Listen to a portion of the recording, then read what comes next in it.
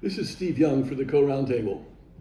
I would like to share with you some preliminary thinking of our staff, which struck me as very insightful and possibly very helpful. It's like putting in very simple terms, why do we care about moral capitalism or moral government? What's the big deal? Or these other things, corporate social responsibility, business ethics, ESG, environment, society, governance, the Sustainable Development Goals. Why do we want to put together sort of practical materialism with some notion of responsibility, morality, ethics, taking care of other people, worrying about consequences?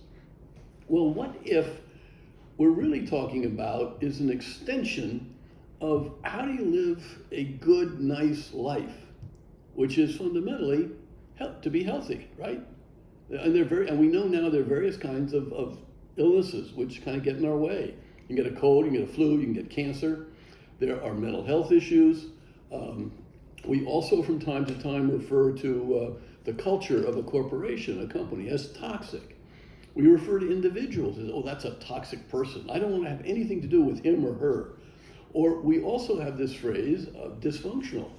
I think here in America, I usually hear it most about families. Well, that's a dysfunctional family. Well, that family is not well. It's not healthy in some sense. It's not energized. It's probably not happy. There's entropy maybe working away. They're being cut off. They're lonely. They're isolated. Chaotic things are sort of swirling around. They feel that life is beyond them. Things are out of control. And when you're not well, in many cases, the disease progresses. It starts small and then it grows. It metastasizes.